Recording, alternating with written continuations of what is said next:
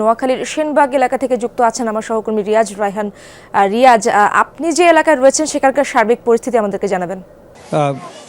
আসলে সেনবাগে গতকাল থেকে পানি বেড়েছে, অর্থাৎ পরশুদিন রাত থেকে আমরা যতটুকু খবর নিয়েছি সেনবাগে পানি বেড়েছে এবং তার আগের যে 2 দিন টানা বৃষ্টি বন্ধ থাকায় মূলত পানি কমতে শুরু করেছিল বেশ কিছু উপজেলায়, কিন্তু গতকালকে সেনবাগে যখন প্রচুর পরিমাণে পানি বাড়ে তখনই আসলে বিপত্তিটি বাধে। New Dairy, excellence in quality. তো আবহাওয়া আসলে খুব বিরূপ আবহাওয়া দেখাচ্ছে, কারণ হচ্ছে কিছু কখনো রোদ কখনো বৃষ্টি এইভাবে চলছে।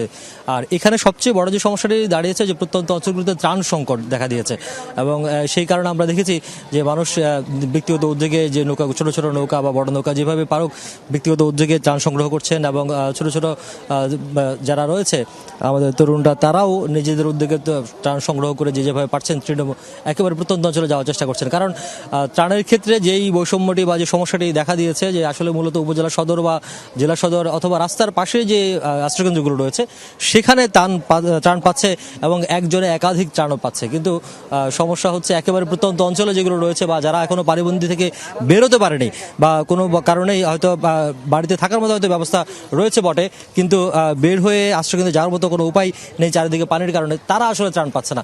তো সেটি যাতে নিশ্চিত করা যায় সেই জন্যই আসলে বিভিন্ন স্থান থেকে শুধু সেনবাগ নয় এবং জেলা সদর বা নোয়াখালী বা নোয়াখালীর বাইরেও অনেক মানুষ এসছেন, তারা অন্তত প্রত্যন্ত অঞ্চলে গিয়ে ত্রাণ যাতে নিশ্চিত করা যায় সেই ব্যবস্থাটি করার জন্য। রিয়াজ, ধন্যবাদ আপনাকে।